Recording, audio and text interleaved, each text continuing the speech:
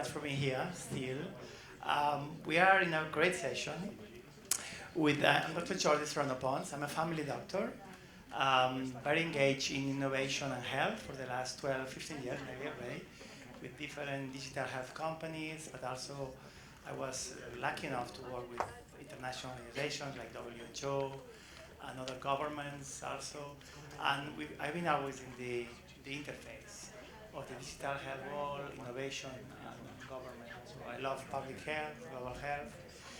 And lately I just launched a new project called P8, the 5 P's of medicine, prediction, prevention. So we add 3 more P's: planetary health, primary health, and purpose, which is the most important. And also we have an NGO called Planet Health Innovation Network, which we are just mixing everything. So basically, thank you for inviting me, and it's an honor to have with us Mariângela Batista Galvão Simão and Sergio Martinez. No? I will introduce very quickly Mariângela and Sergio. Mariângela is currently the Secretary of Health and Environmental Surveillance at Brazilian Ministry, a pediatrician. She holds a master's degree in public health, but very importantly, she was the Assistant Director General of WHO in access to medicines, vaccines. Also, she had a very important role in UNAIDS, in the board of UNITAID, and before in the government of Brazil for working in access. So innovation in access, it's important, and for health equity, I think it's a key point. Sergio Martinez is an industrial engineer. He holds different advanced degrees in Europe, in Barcelona, in my city, but also in Wharton in Philadelphia, but also in SABES in Shanghai. I think it's a global educational approach. For 10 years, he led projects in the energy sector. It's very important that we bring people from other sectors to healthcare. I think it's fundamental. And in the last 10 years, he's been taking the possession of Keralty, Sanitas in Latin America, but he started in Asia, Europe, and he's been nominated like one of the 500 influencers or Latin American influencers by Forbes, and he was the CEO of Colombia last year. So, with these fantastic 2 persons, we would like to introduce the key points of the panel. So how investing in equitable healthcare can drive growth. The big challenges still ahead in front of us, there are many, and which cross opportunities can really meet the unmet needs, because we have many unmet needs, even in the richest country in the world, not to mention everywhere. No? So, I will start with Mariângela. Mariângela, thank you very much. So you've been for the most part of your career leading the intersection of health, public, and access to medicines. Across Latin America, we have seen many important strides on expanding universal health coverage. In Mexico, implementing fragmented systems. In Colombia and Chile with reforms of primary care. In Brazil, with the implementation of SUS for many years, no? So, but still there is a lot of pockets of course, poverty, inequality. So, especially in indigenous communities, rural areas. So, for you, in Latin America, which are the most urgent inequality issues to address by governments, and which innovative approaches like through governments, financing, cross-sector, or share outcomes with new technologies. So which are the main mechanisms that can really address these inequities in Latin America? Thank you. Thank you, Sergio. And you saw it's a very Latin panel here. European. Where are you from? From Barcelona. But Barcelona. Two Spanish. 2 Catholics, yeah. Surrounded. I had to sit in the middle, right? but anyway, first I must say, because I'm coming from downstairs from the high-level meeting, right? And first thing I want to say is that our Minister of Health wanted to be in this panel instead of me, because we both share interests, and he was very interested. But he was not permitted to come to the US. The US government gave me a visa that only allowed him to be for 5 blocks from the UN.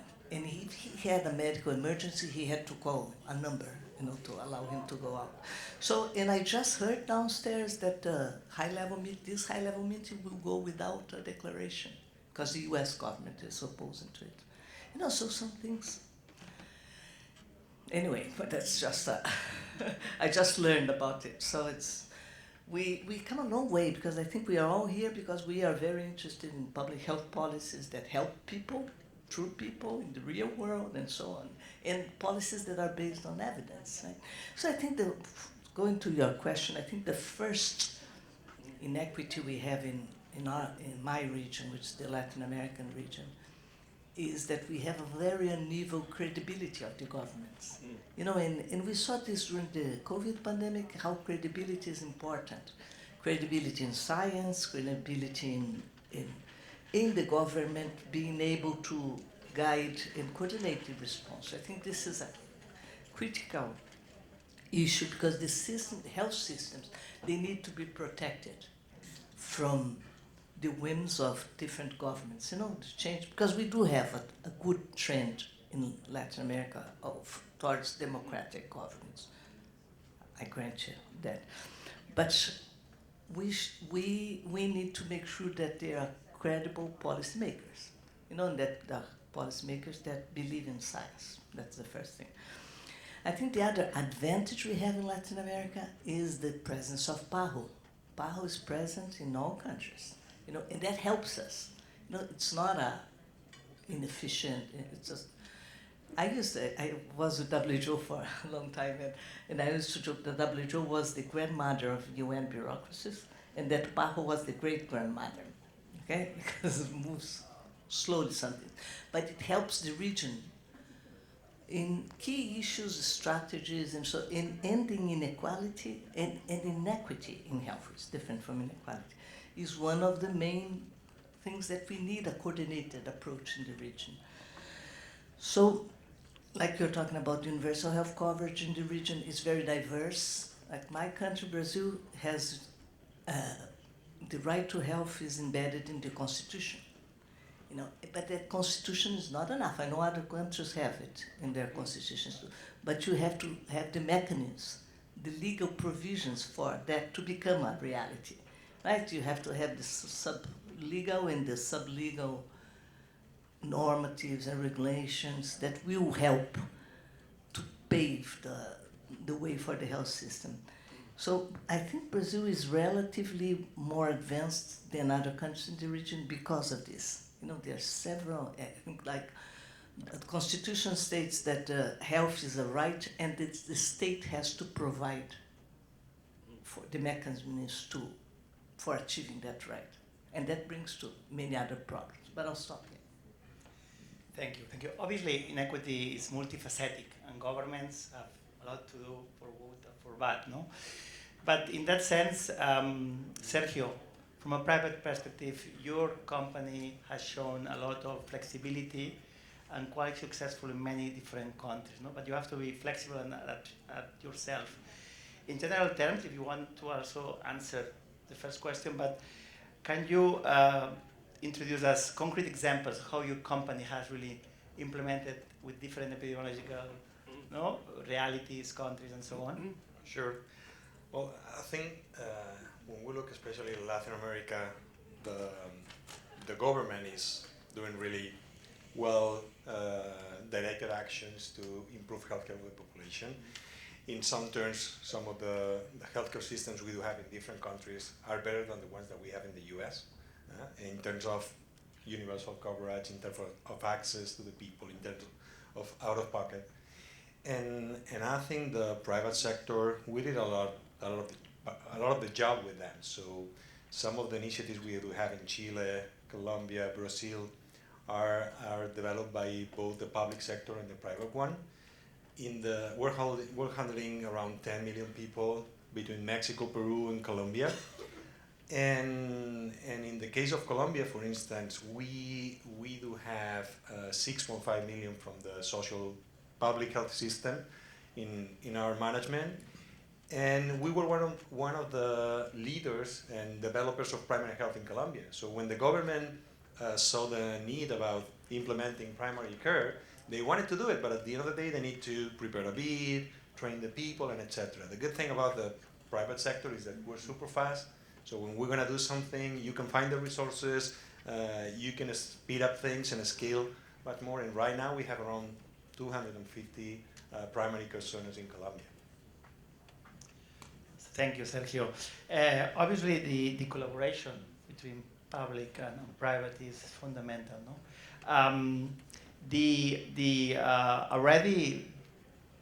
you already explained many of the things that Brazil has done, but during the last 30 years, the SOU system has provided care for 190 million people. Probably it's one of the biggest, no, of the world, no. And obviously, you have reduced maternal mortality, infant mortality. You have an impressive gain in vaccination coverage from 75% to 98% in some regions, and access to HIV treatment and so on. No? So, but you have had also workforce shortages, pressures from judicialization, financing gaps. So it's very complicated. No? So if you should recommend 2-3 things for other countries, no, to adapt, no, to adapt of how Brazil has done this massively, no, what would you recommend? To work with us, apart from working with us. Yes. No, it's an interesting question. Thank you. I have to think a little bit, but first let me say that public-private, in Brazil, for example, in the national health system is called Sistema Único de Saúde, SUS. Turned 35 years old last year. You know, so it's a young adult. It's not perfect yet, but it's not old enough also to not to want to change because there are so many challenges.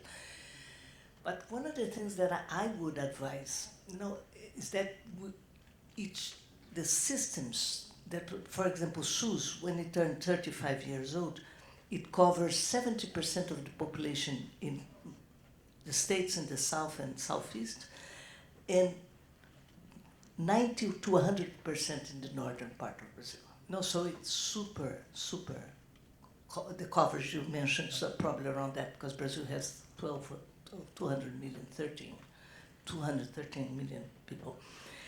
So it's not a public-private, no, it's not a state-owned system only because it works with the public institutions and the private, but it's a public system. And I had a friend who was this public health intellectual in Brazil, and he used to say something that would get people nervous because he used to say that being public doesn't mean it's state-owned. Being public is what serves the public. You know, which is, in Portuguese it works well, maybe in English it doesn't so well. No, but public is what, we have state-owned services that don't serve the public. You know, so this is an important, so I would say you need to work with the private sector, but you need to have control. You know, the governments need to be on the driving seat. You know, you can't let the private sector be on the driving seat of driving public policy, public health policies. This is a governmental function. So I would say that, you know. I don't know if it responds. And I think in the case in Colombia, for instance, in some other countries, we've been in Brazil, so we've been in Belo Horizonte for a while, and we have some centers there too. And the role of the government in programs and protocols and processes in talking about promotion and prevention of healthcare, public policies, there was a good one, and then we execute because typically at the private sector we're good at executing, so they set up the policies. And then the other thing that when you have the government both providing the service and controlling or setting up the policies, they have a conflict of interest. But when you're a private one, they could be on the role of controlling the job you're doing. So we're dividing the task, and I think it's more efficient, and the quality we're delivering to the patients are much better. Your experience in different countries can also help local, no? Because you are lucky because you are like Kaiser Permanente. You are provider and insurance at the same time. Not always the case, no? Yeah. So we're like kind of mini Kaiser Permanente. Yeah. Okay. Or in fact, we're larger, but by volume we're larger because we have 12 million members, but they are in the U.S. or everything in the U.S. You know, when you have revenue in dollars, everything becomes flat. Can I say something? Because I think the regulatory functions cannot be outsourced to private sector, right? And the recommendations, the guidelines, they need to be done by the governmental sector, right? And this applies for example, I'm the secretary now for health surveillance and environment. You know, disease surveillance is a governmental responsibility. Right, and sanitary surveillance, the FDA, Anvisa, you know, this is all governmental, right? Protocols to say which drugs should be used and where, and scientific recommendations should also come. They should be one for the country. And we had this problem in Brazil during the COVID pandemic, you know, because there was a denial list government during Bolsonaro's time, and each state was deciding what they needed to do, and that doesn't work because with the respiratory disease, that doesn't work. Before, in the Novartis commercial chief office, no, she commented, no, about the rare disease, SME, no, all these, no, very, very important treatments, very expensive, no, very advanced. Obviously, the collaboration between public and private is essential. No? You were telling me before that you had a very congenital, no, department. Center of Excellence, yes. Center of Excellence. So how you see both? Because obviously CAR-T, genetic, no, edition, all these things are very, very expensive. And obviously big corporates expect governments to pay. There are many possibilities, share outcomes and so on. How do you see both? Envision that all these technologies do not widen the inequity. How can we work on that? Well, the first thing is we need to understand that sustainability is key in healthcare. Okay, and when we talk about Latin America, as I said, so the cost, for instance, the cost of the total system per capita in Colombia per person is around $500 a year. With $500 a year in the US, you can only cover primary care. So that's a huge difference. We're talking 1 to 10. So we need to understand that in Latin America there is a lack of resources. And that's a good thing because it makes us to be more innovative, it makes us to develop new projects, we be more efficient, be more looking for evidence-based medicines. And we need to understand regulation, aim, and the funding should be all together.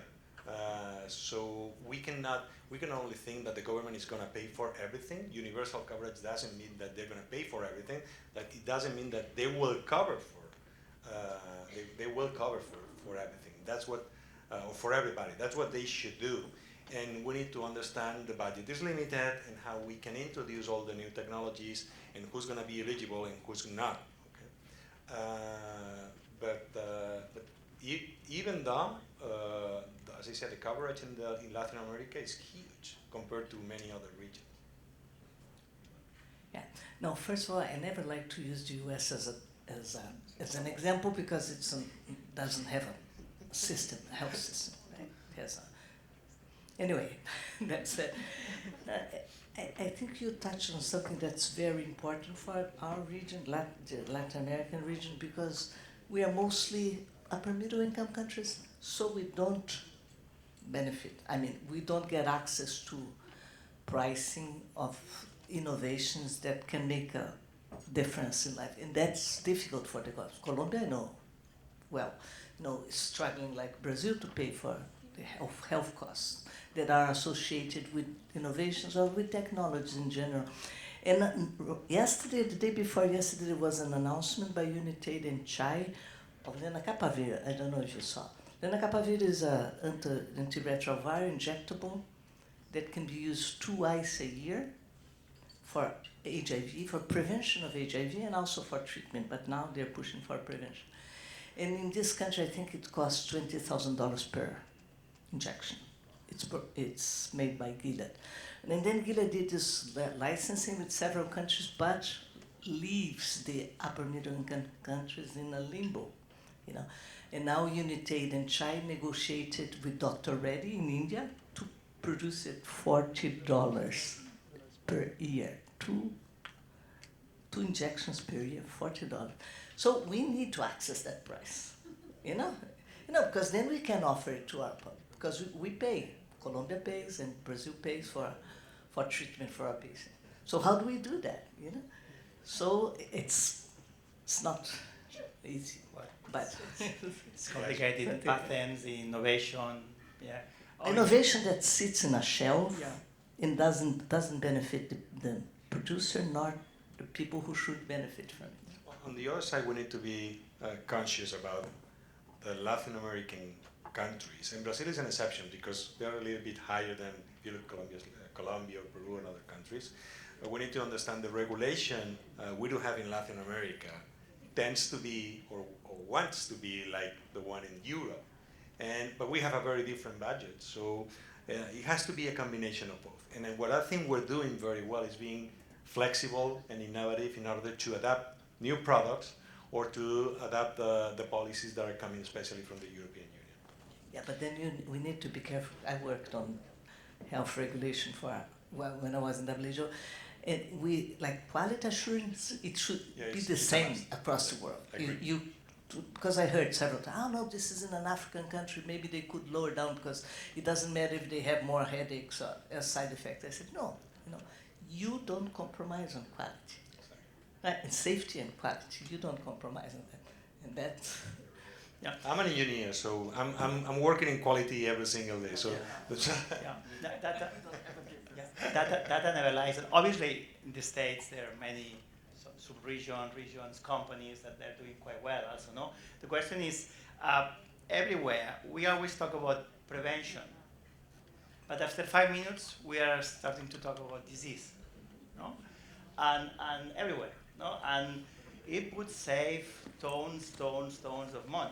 And in that, linking a question that the demographic tsunami of aging and how you, Sergio, are already implementing some primary health care in some places, dependence in others, social care. So how we can really get all together. So prevention, home-based treatment, etc., because all that would really benefit the budgets of governments, which, by the way, just to finish, they only spend, for example, at least that I know very well in Europe, 3% of the budget of healthcare is only spent in prevention.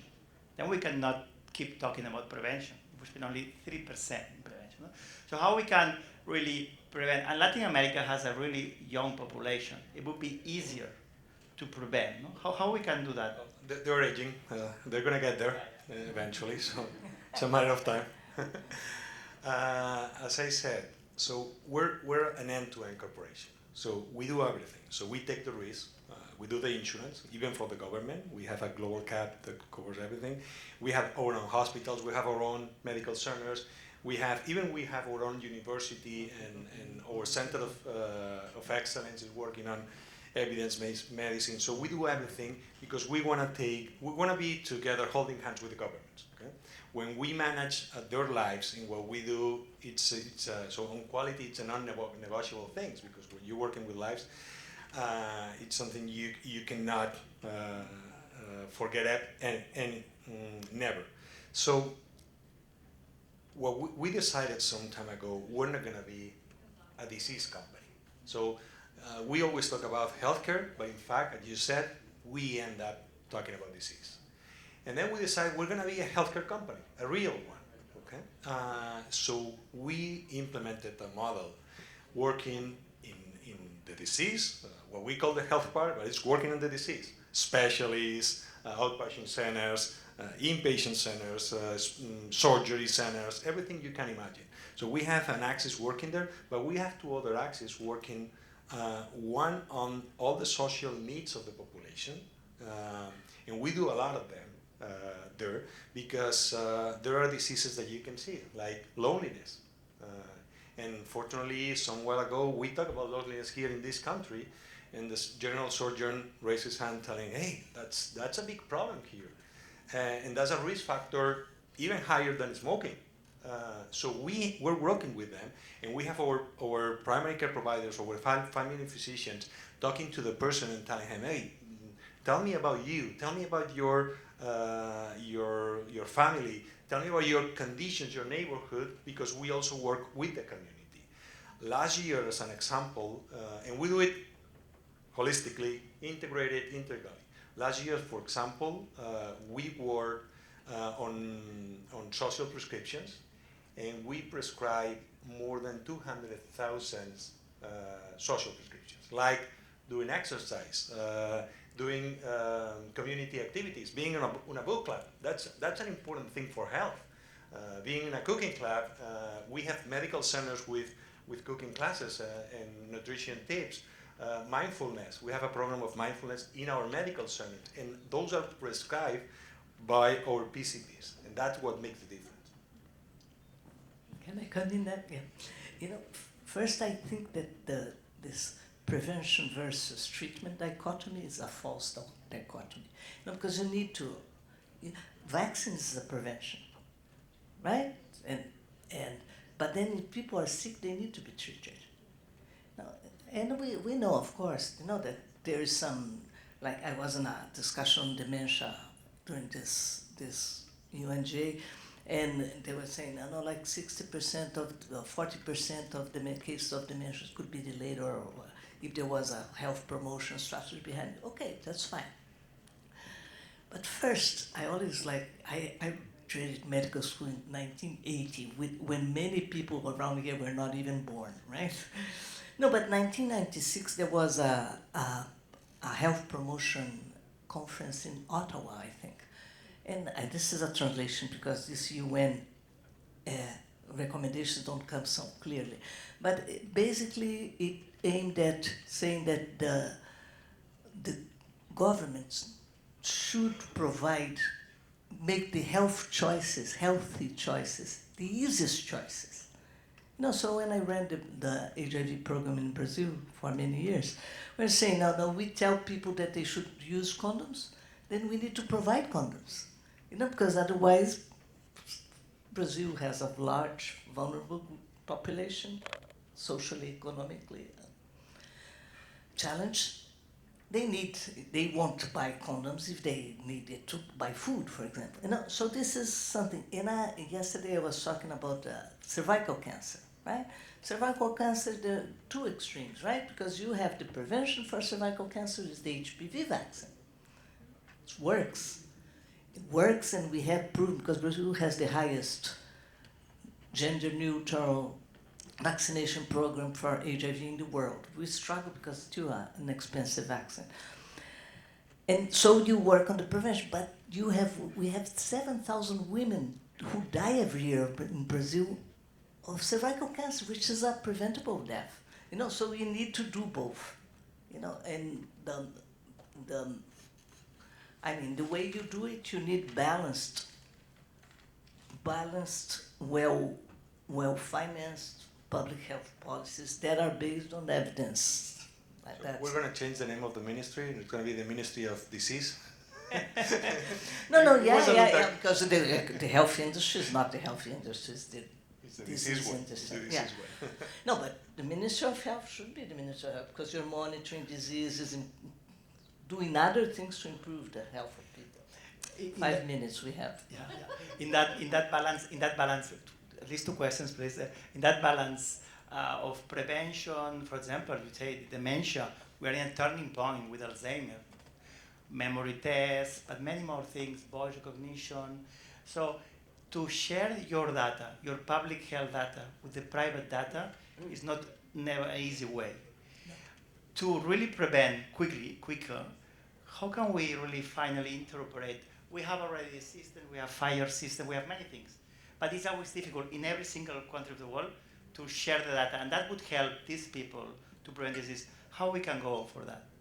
Well, I think one of the main problems we do have as an individuals is that we don't own even our own data. It's incredible that you cannot have your access to your own medical records, and it belongs to the company you're insured with, or even with the government. So, and we don't share data with our providers, with our competitors, and etc. And there is extreme value on all the data we do have. As I said, we've been in Colombia for 45 years. We developed our own EMR 25 years ago. So we have 25 years of data from people from different regions of the country, different ages, a really valuable one. If culturally, because I don't think it's a technology issue. It's about if we all wanted to share our data and work together with the government, with different governments, and put all the data together, I think we can have a huge advance on preventing diseases. Things that sometimes happen in our minds when you're talking about a small town, and a person goes to the medical center, and the physician is seeing that, hey, it's coming 2 or 3 people with the same disease, whatever, diarrhea, and then he imagines, okay, we have a virus, so I'm gonna in sort of way, I'm gonna rationalize the symptoms I'm seeing, and I'm gonna focus all the population I'm seeing on that direction. The same happens right now when you're seeing 100 million people, 80 million people. If you can give all the physicians, hey, look, this new virus is spreading away, they can take earlier actions at the same time, and it's going to save a lot of cost to the system.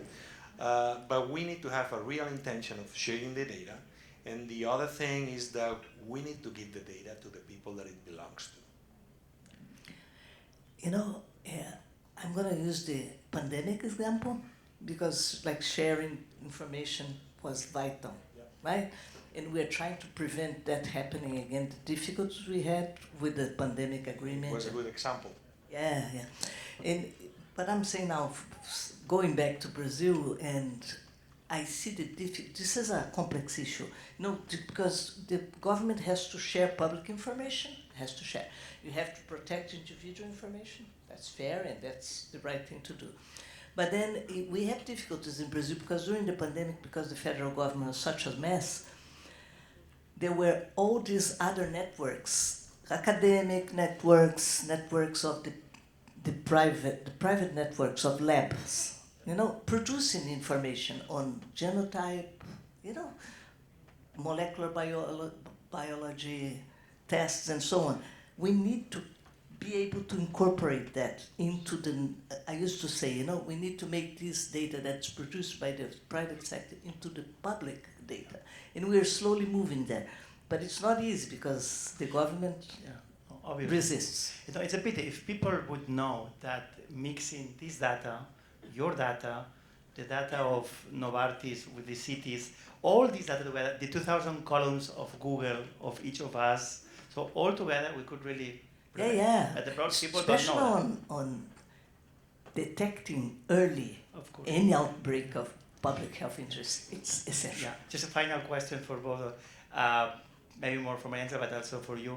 The COP30, in very few weeks in Belém, in a place in the middle of the Amazon zone, the prototype zone where no bacterial disease, where deforestation, everything is there, as a prototype.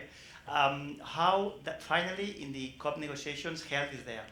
Could health inequity policies help to make people understand that climate change is health? Yeah. What will you do? What will you do there? No, what we're going to do in Belém. Well, we are setting, because it's growing. The climate agenda is such a big agenda, I think it's paralyzing. But the health sector has things that we can do. And so we are pushing for the soft approval of a Belém health plan of action.